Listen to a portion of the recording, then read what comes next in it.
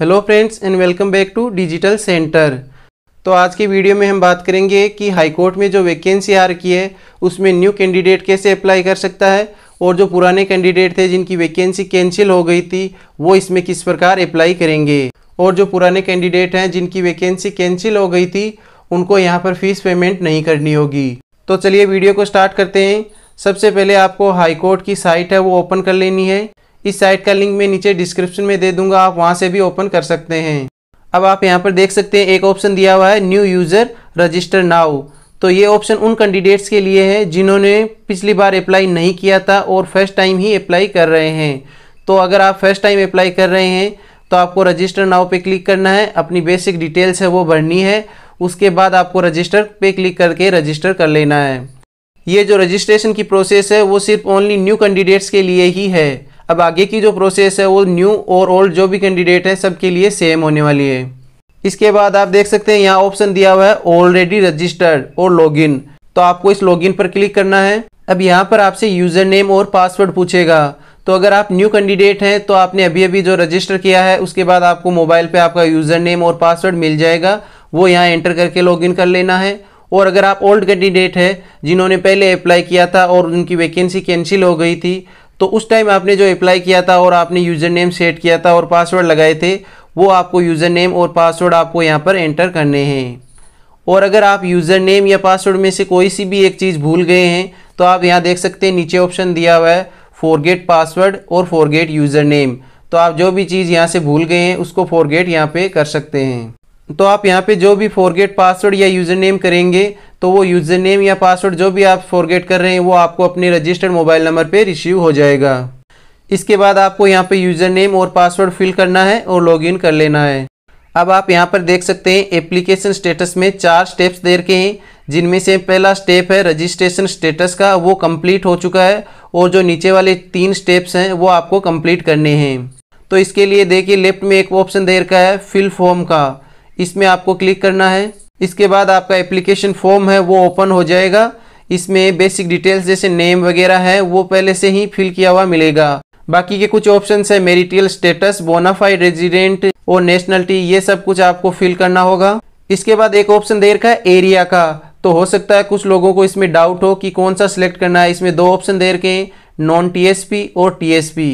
तो अगर आपको पता आपका एरिया कौन सा है तब तो ठीक है, अदरवाइज आप ऐसे भी कर सकते हैं जैसे कि आप यहाँ पे नॉन टीएसपी सेलेक्ट करेंगे तो नेक्स्ट वाले कॉलम में जो डिस्ट्रिक्ट है वो ओनली नॉन टीएसपी एरिया के ही शो होंगे। यानी कि अगर आपका एरिया टीएसपी है और आप गलती से नॉन टीएसपी यहाँ पे सेलेक्ट कर लेते हैं तो जो नेक्स्ट कॉलम है डिस्ट्रिक्ट वाला उसमें आपको आपका डिस्ट्रिक्ट शो ही नहीं होगा, वहाँ पे ओनली टीएसपी एरिया के जो डिस्ट्रिक्ट है वो ही यहाँ पर शो होंगे। तो यहाँ पर आप नॉन टीएसपी या टीएसपी जो भी एरिया आपका लगता है वो सही सिलेक्ट करेंगे तब ही नेक्स्ट वाले कॉलम में आपको अपना डिस्ट्रिक्ट शो होगा।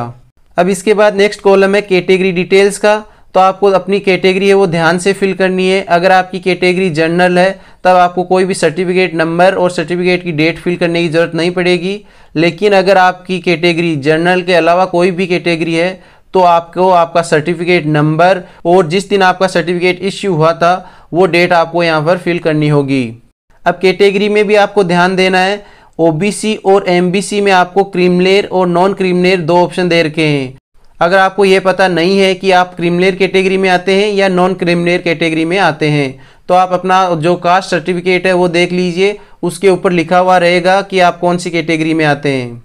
इसके बाद नेक्स्ट कॉलम है डिसेबिलिटीज़ का। तो अगर आप पे कोई भी डिसेबिलिटी लागू होती है तो यहाँ पर सेलेक्ट कर लेना है आपको, अदरवाइज यहाँ पे नो कर देना है।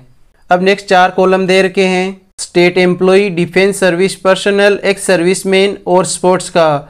तो इनमें से आप पे जो भी एप्लीकेबल होता है तो आप यस कर सकते हैं, अगर आप पे कोई भी एप्लीकेबल नहीं है तो आपको सब में नो कर देना है।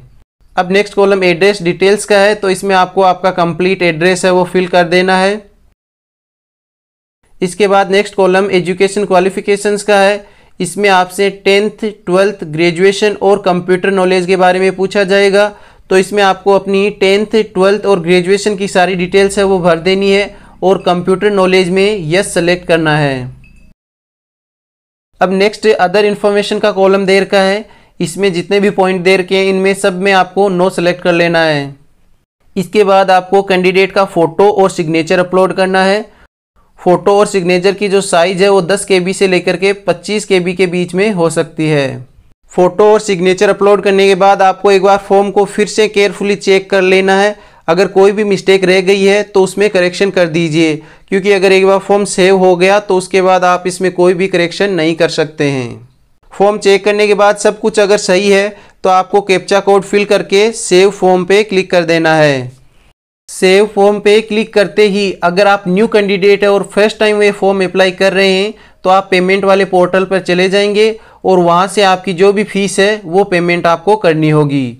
लेकिन अगर आप ओल्ड वाले कैंडिडेट है जिन्होंने पहले अप्लाई किया था और वैकेंसी कैंसिल हो गई थी तो आपका जो पेमेंट है वो स्टेटस अपने आप ही कंप्लीट हो जाएगा, उसमें आपको कोई भी पेमेंट करने की ज़रूरत नहीं रहेगी। अब फॉर्म का लास्ट स्टेप बचा है प्रिंट फॉर्म। तो यहाँ पर लेफ्ट में एक ऑप्शन दे रखा है प्रिंट फॉर्म, इस पर आपको क्लिक करना है और आपको जो फॉर्म है वो प्रिंट कर लेना है या सेव करके रख लेना है। तो चलिए आज का वीडियो यहीं ख़त्म करते हैं। थैंक्स फॉर वॉचिंग, मिलते हैं नेक्स्ट वीडियो में।